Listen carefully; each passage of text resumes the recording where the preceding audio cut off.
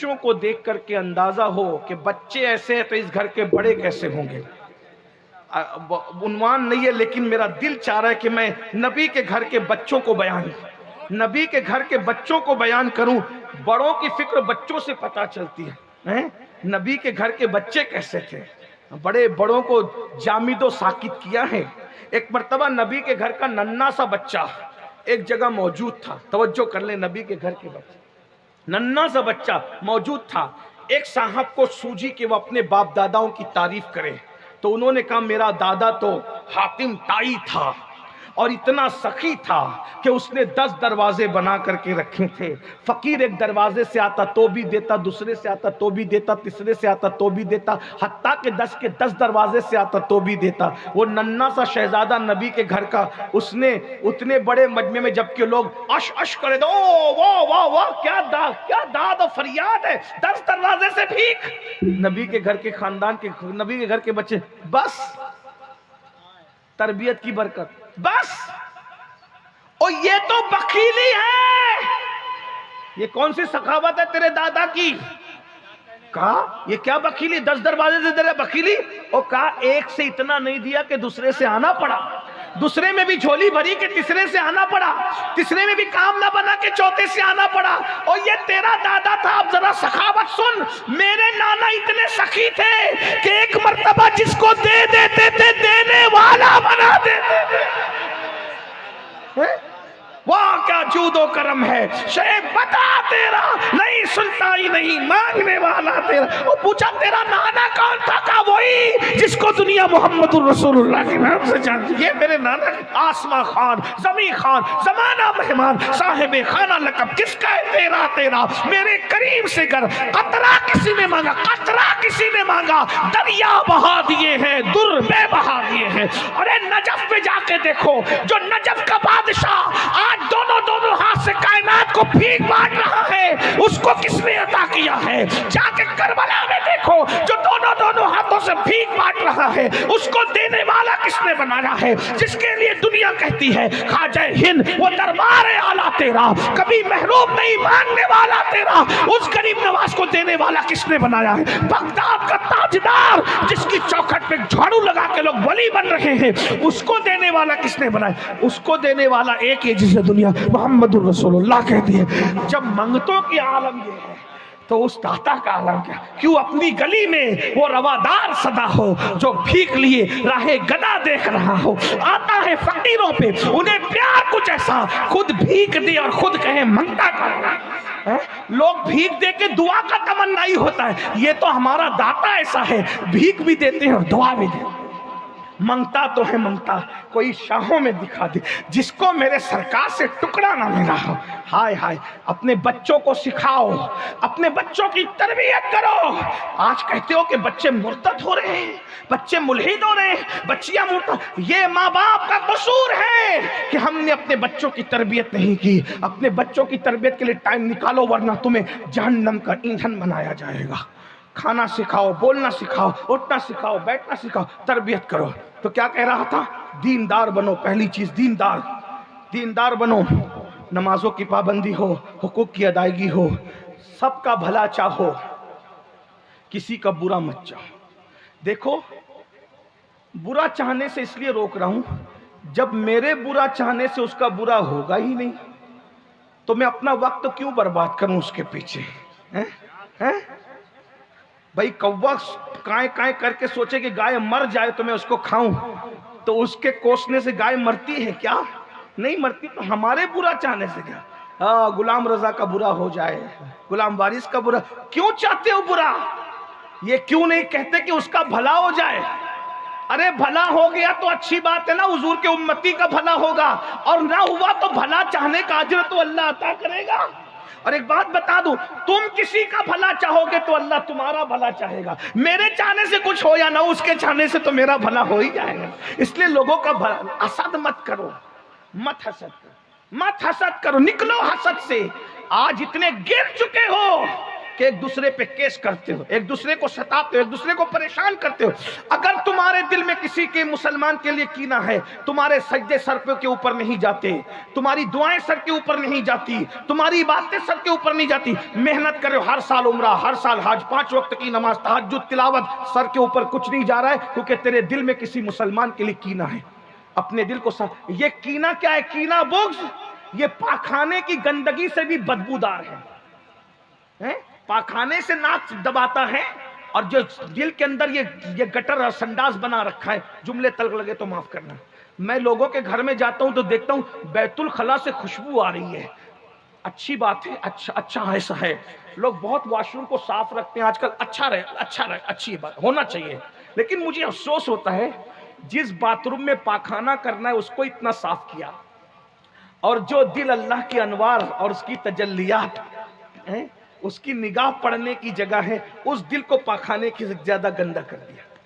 پاخانے کی جگہ صاف، اور رحمان جو دل اس کے جلوے بسنے والے اس کو پاخانے سے بھی گندا کر دیا. کیسا مسلمان ہے تو؟ میرے بھائی، تم کسی سے بغض کر کے کسی کا کچھ نہیں بگاڑتے، اپنی بربادی کرتے. اور رسول اللہ فرماتے جو کسی کے لیے دل کو صاف رکھے گا، جس کا دل کینے سے محفوظ رہے گا، وہ مجھ محمد کے ساتھ بے حساب و کتاب جنت میں جائے گا. بس تو دیندار بنو. چلیں بات ہوگی، ورنہ بہت بڑا عنوان ہے یہ بھی دینداری کا. دینداری امامے کے پیچ و خم دیندار نہیں بناتے، جبوں کی ٹائٹ استریاں دیندار نہیں بناتی. ہاں، اور بڑی بڑی باتیں کرنا دیندار نہیں بنا. رسول اللہ کی سنتوں پر عمل کرنا آپ کو دیندار بناتا ہے. اب آپ کی مرضی، آپ کیا کرتے ہو. ٹھیک. نمبر 2، پہلی بات سن لیا، بھول گئے. پہلے کیا کرنا ہے؟ بولو بھائی، کیا کرنا ہے؟ آپ تو ایسے بول رہے ہو کہ آپ کو میری بات سمجھ میں ہی نہیں آ رہی ہے. سمجھ میں آ رہی ہے نا؟ سمجھ میں آ رہی ہے کہ نہیں؟ تو بولو نا بھائی، پہلے کیا کرنا ہے؟ دیندار بننا ہے کہ نہیں بننا ہے؟ بولو بھائی، بننا ہے نا انشاءاللہ. اور تمہیں اتنی سردی لگی، مجھے پسینے ہو رہے ہیں بھائی، لیکن بولو تو صحیح نا کہ دیندار بنو گے کہ نہیں بنو گے. یہ مولانا عدنان نے انسان بٹھائے کہ گڈھے بٹھائے؟ بھائی بولو نا. آگے بڑھو، دیندار بنو انشاءاللہ. لیکن دیندار کون سا؟ مکار والا نہیں، ریاکار والا نہیں. رسول اللہ جیسا دیندار بنانے آئے تھے ویسا. اس کی ایک جھلک دیکھ لو دینداری کی. بول دو. بولوں؟ ٹائم تو ختم ہوا. بولوں؟ بات آگے بڑھاؤں گے نہیں؟ ہاں میسج تو آ رہے ہیں، لیکن یہ ہاتھ نہیں اٹھاتے، نہیں کچھ بولتے کہ نہیں. یہ زبردستی والا نہیں. بولو، سننا چاہتے ہو تو بولوں میں کیسے دیندار. دیکھیں کیسے دیندار تھے، بتاتا ہوں. اب آپ دیکھیے، ہم ایسے دیندار ہیں کہ سب کا ہڑپ کر جائیں. وہ کہ ایک صحابی کے گھر مہمان آئے، ایک صحابی کے گھر مہمان آئے. انہوں نے مہمان کے لیے بکری ذبح کی. اب بکری ذبح کی تو انہوں نے سوچا کہ ہم تو مہمان کے ساتھ بکری کا گوشت تو کھا لیں گے، بکری کے سر اور پائے پڑوسی کو دے دیتے ہیں تاکہ ہمارا پڑوسی بھی بکری کا گوشت کھا لے. اس پڑوسی گھر بکری کے سر اور پائے پہنچے تو انہوں نے اپنی بیوی کو کہا دیکھو ہم تو کھاتے رہتے ہیں، ہم سے زیادہ ضرورت ہمارے پڑوس بھائی کو ہے، اس کو دے دیتے ہیں. ان کے گھر پہنچا تو وہ کتنے رسول اللہ کے سب تربیت یافتہ تھے، شاگرد تھے. انہوں نے کہا ہم تو کھاتے ہی رہتے ہیں کہ چلو ہم اپنے پڑوسی کو دیتے ہیں. انہوں نے کہا ہم تو کھاتے نہیں تھے، ہم اپنے یعنی ہر بندہ ایک دوسرے کو ترجیح دے رہا اپنے اوپر. وہ پورے محلے میں بکری کے سر اور پائے گھومتے رہے اور آخری میں جس گھر سے چلے تھے اسی گھر میں واپس آ گئے. یہ مسلمان تھا یہ. اور آج تو اس کا بھی کھا لے، اس کا بھی کھا لے، ہڑپ کر جائے. مسجد کا بھی کھا لے، مدرسے اللہ رسول کا نہیں چھوڑ رہے بھائی. حج عمرہ کے پیسے بھی کھا جا رہے. یہ ہے مسلمان. یہ مسلمان ہے جسے دیکھ کے شرمائے یہود. ہنسنے کی بات نہیں ہے، برباد کر رہے اپنے آپ. صرف نماز روزی داڑھی ٹوپی سے کوئی مسلمان نہیں بنتا. کردار اخلاق جیسا رسول اللہ بنانے. تو پہلی چیز دیندار بنو. دوسری چیز مالدار بنو. کیا بننا ہے؟ مولانا عدنان سے لڑنا نہیں. کون سا سید اٹھا کر کے لایا تھا، دو مولوی اٹھا کے لایا تھا جو بولتا مالدار بنو. سب تو یہی بولتے کہ رسول اللہ غریب تھے، صحابہ غریب تھے. او جھوٹو کذاب، نبی کبھی غریب نہیں تھے. میرا نبی دنیا کا سب سے خوبصورت انسان میرا نبی، دنیا کا سب سے بڑا عالم میرا نبی، دنیا سے سب سے بڑا بااخلاق میرا نبی، دنیا کا سب سے مالدار انسان میرا نبی. میرا نبی کتنا مالدار ہے. اللہ اکبر. مالک کونین ہے، گو پاس کچھ رکھتے نہیں، دو جہاں کی نعمتیں ہیں ان کے خالی ہاتھ. ایک صاحب کہنے لگے اے سید، خالی ہاتھ میں بھی کوئی دو جہاں کی نعمتیں ہوتی ہے، یہ تیرے احمد رضا نے غلط کہا۔ میں نے کہا تو غلط سمجھا، ایک لفظ کے ایک ہی معنی ہوتے ہیں، تو کیا سمجھا؟ بولے یہ خالی ہاتھ ہے نا، خالی اس میں کچھ نہیں، تو خالی ہاتھ میں کوئی ہوتا ہے؟ میں کہا تو سمجھا نہیں، وہ احمد رضا ہے، جہاں تجھ جیسے 50-100 لوگ ہاں ان کے بچوں کا پانی وانی بھرتے ہوں گے نا، تو وہ تو ہے۔ وہ بھی میں نے بہت بڑی بات کہہ دی، ورنہ تو وہ بھی نہیں ہے۔ مینار قصر رضا کوئی مبالغہ، میری عادت میں مبالغہ نہیں ہے، لیکن بات کر رہا ہوں ایک لفظ کے کئی معنی ہوتے ہیں۔ خالی، خالی کا ایک مطلب ہوتا ہے اونلی، صرف۔ اب سمجھے؟ خالی کا ایک مطلب ہوتا ہے کچھ نہیں، اور خالی کا ایک مطلب ہوتا ہے اونلی اور صرف۔ مطلب جیسے آپ کو سمجھاؤں، سمجھ میں تو آ گئی ہوگی، لکھنؤ والے ہیں لیکن قریب رہتے ہیں، بہرحال چلیں۔ جب ہماری کوئی بات نہیں سمجھتا نا راجستھان میں، ایم پی میں، تو میں لوگوں کو کہتا ہوں میں یہ بات لکھنؤ میں کہتا تو لوگ سمجھتے ہیں، لیکن یہاں کے پتہ چلتا کہ اب لکھنؤ والے بھی تھوڑا دھیر پیچھے ہو رہے ہیں۔ نہیں، میں یہ نہیں کہوں گا، مجھے دلوں کا بڑا خیال ہے۔ ہاں ٹھیک ہے، سبھی مہاجر، اصل وطن تو جنت ہے، اصل وطن تو جنت ہے، سبھی مہاجر ہیں، کون کہاں کا ہے؟ وطنی کوئی نہیں ہے بھائی، سب مہاجر ہے، اسی لیے تو لوٹ کر جانا ہے۔ مہاجر کو لوٹ کر جانا ہوتا ہے، اگر وطن ہوتا تو یہی، وطن سے کوئی نہیں جاتا، وطن کی طرف جاتے ہیں، انا للہ و انا الیہ راجعون، ادھر لوٹ کر جانا ہے، وطن وہاں سے ہے۔ ہاں اسی لیے وطن سے محبت ایمان کی علامت کہا بزرگوں نے، کیونکہ اصل وطن تو جنت ہے، جنت سے محبت ایمان کی نشانی ہے۔ ہاں بہرحال کیا کہہ رہا تھا؟ اللہ اکبر، خالی، اونلی۔ یہ جو ہے نا، یہ جو مولانا عدنان نے جلسہ کرایا نا، تو انہوں نے اعلان کیا کہ اسٹیج پر خالی علماء بیٹھیں گے، بس خالی۔ خالی کا مطلب کیا ہوا؟ خالی علماء بیٹھیں گے، خالی علماء کے سوا کوئی نہیں بیٹھے گا، مطلب اونلی، صرف علماء بیٹھیں گے، غیر عالم کوئی اسٹیج پہ نہیں ہے۔ ابھی انہوں نے اعلان کیا کوئی داڑھی منڈا، ابھی انہوں نے کیا اعلان کیا، انہوں نے ہاں کیا، کر دیا اعلان انہوں نے۔ ہاں دلوں کا خیال کیا کریں، شرعی مسئلہ بتانے کے وقت بھی دلوں کا خیال کیا۔ ہاں یاد رکھیے یہ حضور کے امتی ہیں، یہ حضور کے امتی ہیں، اور حضور کا امتی کعبے کی حرمت سے بڑھ کے حضور کی امتی کی حرمت ہے۔ ہمیں انہیں جلسوں میں نہیں ڈانٹنا، کہیں نہیں ڈانٹنا، ان کا دل دکھے گا تو حضور کا دل دکھ سکتا ہے۔ شرعی مسئلے پہ عمل کیجئے، لیکن دلوں کا بھی خیال، شرعی مسئلے سے سمجھوتا نہیں کرنا ہے، لیکن دلوں کا بھی خیال کرنا ہے۔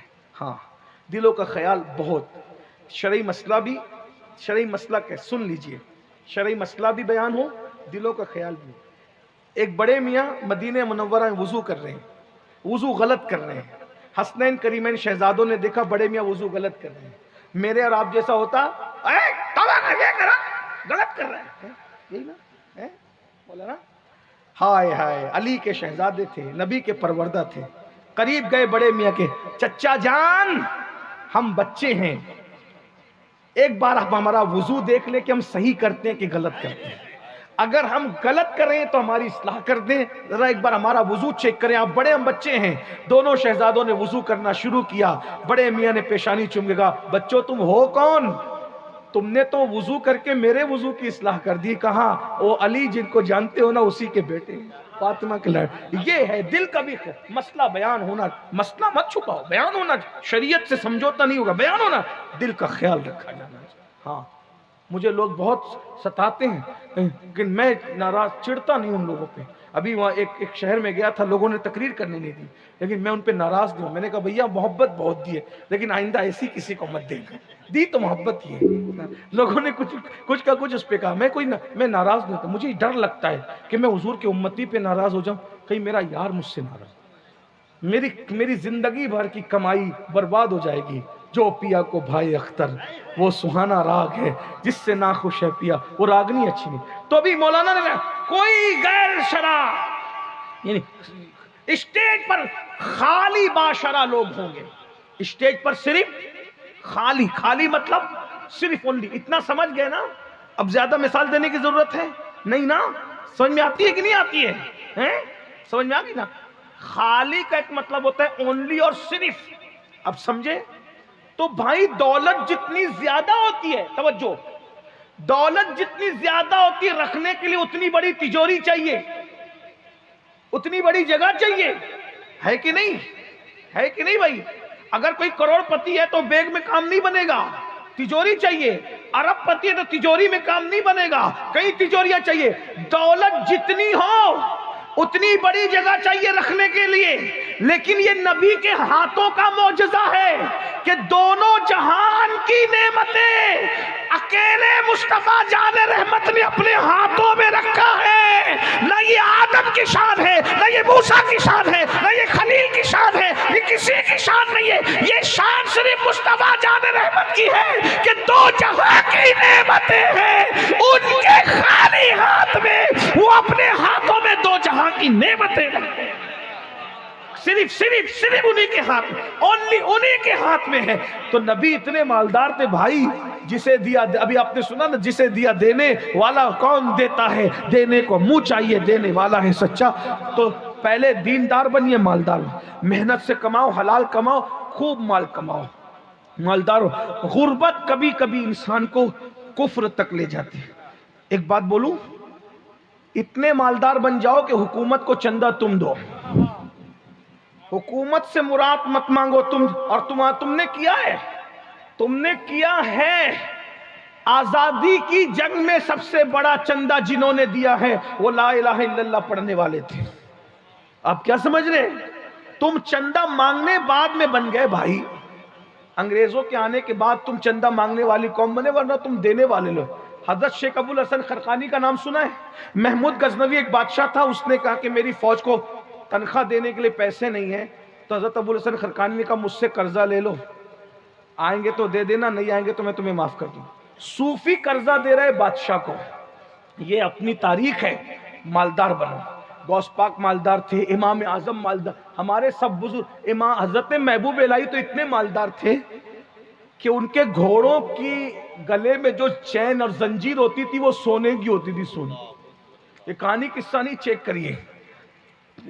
یہ پھٹیچر کب تک بنے رہو گے؟ کب تک لوگوں سے بھیک مانگو گے؟ جینس اور ٹی شرٹ اور بائک پہ ننگے نواب قلعے پہ گھر، کماتے نہیں ہو، ماں باپ کی روٹی روزی پہ پل رہے ہو، دوسروں پہ پل. چھوٹا کاروبار کرو، خود کرو. آج کل کے نوجوان چھوکرے کمانا ہی نہیں چاہتے، ایسے رکامے پھرتے رہتے. محنت کرو، کماؤ، باپ کے مال پہ پلنے والوں، دوسروں پہ بوجھ بننے کی بجائے دوسروں کا بوجھ اٹھانے کی کوشش کرو. رسول اللہ نے 12 سال کی عمر میں جو پہلا سفر ملک شام کی طرف کیا ہے وہ سفر تجارت ہے. دوسرا سفر 25 سال کی عمر میں کیا، وہ سفر تجارت ہے. نبی نے تو تجارت کا سفر کیا اور تم کاروبار کرنا ہی نہیں چاہتے. اور کچھ نوجوان چھوکرے ایسے، وہ سوچتے پہلے ہی دن سے میں شو روم کھول لوں. نہیں، چھوٹے سے ترقی ہوتی ہے. چھوٹا کاروبار شروع کرو، اللہ دھیرے دھیرے بڑھائے گا. محنت کرو، کوشش کرو، مال کماؤ. اور اگر خود اتنے مالدار باپ کے بیٹے تو دوسروں کے لیے بھی تو کماؤ نا. خود اپنے لیے کمانا کیا ضروری ہے؟ غربت کبھی کبھی انسان کو کفر تک لے جاتی ہے. اس لیے اگر جینا ہے لوگوں کے سامنے سر اٹھا کے مالدار بن کے جیو. یہ امام حسن امام حسین کا جو ذکر سنتے ہو، یہ کتنے مالدار لوگ تھے. ایک ایک بھکاری کو ایک ایک وقت میں 50-50 ہزار دے دیتے تھے. ارے 50 ہزار تو تمہارا کوئی بہت بڑے سے بڑا منسٹر بھی کسی کو بھیک میں نہیں دیتا. امام حسن 50 ہزار دے کے تھے. آج تنگی ہے نا اس لیے کم دیا، بعد میں آنا تو اور زیادہ دے. یہ وہ لوگ تھے. غریب لوگ یہ کریں گے. غریب امام حسن مالدار، امام حسین مالدار، مولا علی مالدار، صدیق اکبر مالدار، فاروق اعظم سبھی مالدار. ارے یہ مالداروں کا ہاں کچھ لوگ غریب ضرور ہوئے ہیں. اسی لیے ہمارے یہاں زکوٰۃ 2.5% ہے. 2.5% زکوٰۃ دینے والوں کا مذہب ہے. اور دیندار بنو، مالدار بنو. اور آخری بات، تیسرا پوائنٹ، ایجوکیشن پہ محنت کرو. تعلیم پہ محنت، خوب محنت کرو. اپنے بچوں کو، بچیوں کو کم سے کم ہر بچہ بچی گریجویٹ ہونا چاہیے دنیاوی تعلیم میں. اور مذہبی تعلیم اتنی ہو کہ گھر میں بچہ پیدا ہو تو اذان بھی خود ہی دو اور باپ مر جائے تو اس کا جنازہ بھی خود ہی پڑھاؤ. اتنا علم ہونا چاہیے. تم تو فاتحہ دینے کے لیے بھی کسی کا انتظار کرتے ہو فاتحہ دیں گے. اب تو اور گھروں میں فاتحہ ہی بند ہوگی, کوئی دینے والا نہیں. یہ حال ہو گیا ہے میرے بھائیوں. کہتے ہیں دی اذانیں کبھی یورپ کے کلیساؤں میں اور افریقہ کے تپتے ہوئے صحرا. یورپ کے کلیساؤں میں اذان دی تھی, آج اپنے بچے کان میں اذان دینے کی اوقات نہیں رکھتے. کیا یورپ کے کلیساؤں میں اذان دو گی؟ اس لیے علم حاصل کرو, پڑھو, تعلیم حاصل کرو. جن کو قرآن پڑھنا نہیں آتا, رمضان شریف شروع ہونے سے پہلے پہلے قرآن سیکھ لو. 5 پارے محنت سے پڑھو, 25 پارے اللہ خود ہی تمہارے دل میں ڈال دے گا. قرآن آسان ہے پڑھنا, پڑھو بیٹھو. جو قرآن پڑھنا نہیں سیکھے گا, صوفیہ فرماتے ہیں کہ قیامت کے دن وہ اندھا اٹھایا جائے گا. قرآن پڑھنا سیکھ لو, دین سیکھ لو, دیندار بنو, مالدار بنو, ایجوکیشن پہ محنت کرو, 3 کانوں پہ محنت کر لو. 10 سال میں دنیا کا نقشہ بدل جائے گا. اللہ تعالیٰ سے دعا ہے اللہ ہم سب کو توفیق دے. وقت زیادہ لے لیا جتنا آپ نے دیا تھا, اس سے زیادہ ٹائم لے لیا. استغفر اللہ ربی من کل ذنب واتوب الیہ وما علینا الا البلاغ. السلام علیکم ورحمۃ اللہ وبرکاتہ.